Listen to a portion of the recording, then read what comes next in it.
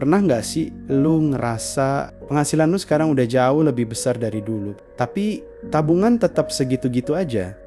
Kayak rezeki masuk sih, iya, tapi keluar juga entah kemana. Gaji naik, tapi tenang, nggak ikut naik. Duit ngalir, tapi nggak pernah kerasa cukup. Dan anehnya, setiap kali lu bilang kalau penghasilan gue udah nambah, gue bakal mulai nabung. Nyatanya pas naik, malah ada aja kebutuhan baru yang nongol. Kayak hidup tuh selalu nemuin cara buat ngabisin uang lu. Padahal kalau dipikir-pikir, masalahnya bukan di angka penghasilannya, tapi di cara pikir. Lu ngatur rezeki itu sendiri.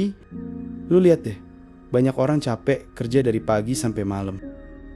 Bukan karena penghasilannya kurang, tapi karena mindsetnya bocor. Begitu duit masuk, langsung pengen ngasih reward ke diri sendiri. Beli ini, upgrade itu, ikut gaya orang lain. Padahal belum tentu semua itu lu butuhin. Dan lucunya, semakin sering lu bilang, gua kerja keras, gua pantas dapat ini, semakin cepet juga uang itu hilang.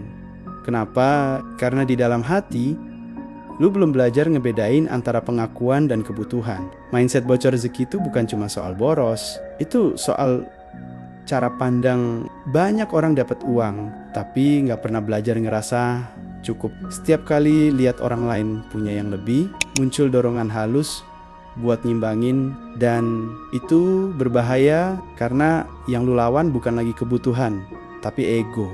Rezeki gak pernah salah arah, dia cuma ngikut ke mana hati lu ngerasa aman. Kalau hati lu belum tenang, rezeki segede apapun bakal selalu nyari jalan keluar. Sekarang gue mau tanya sesuatu. Kapan terakhir kali lu bener nyatet uang keluar masuk lu dengan jujur?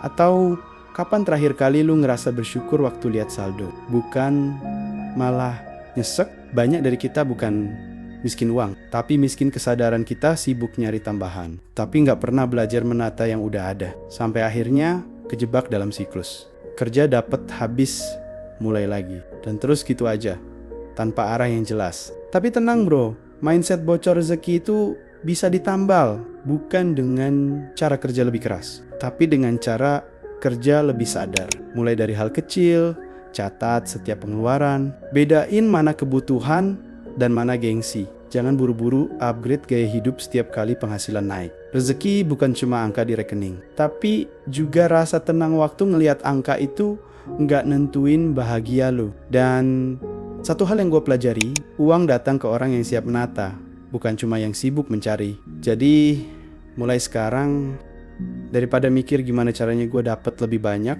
gimana caranya gue bisa lebih bijak dengan yang gue punya sekarang. Karena rezeki itu bukan sekadar hasil kerja, tapi cerminan dari kesadaran. Kalau hati lu masih bocor, sebesar apapun yang masuk bakal tetap keluar. Tapi kalau lu udah belajar ngerasa cukup, bahkan yang kecil pun terasa besar. Dan disitulah lu baru bener ngerti arti kata berkah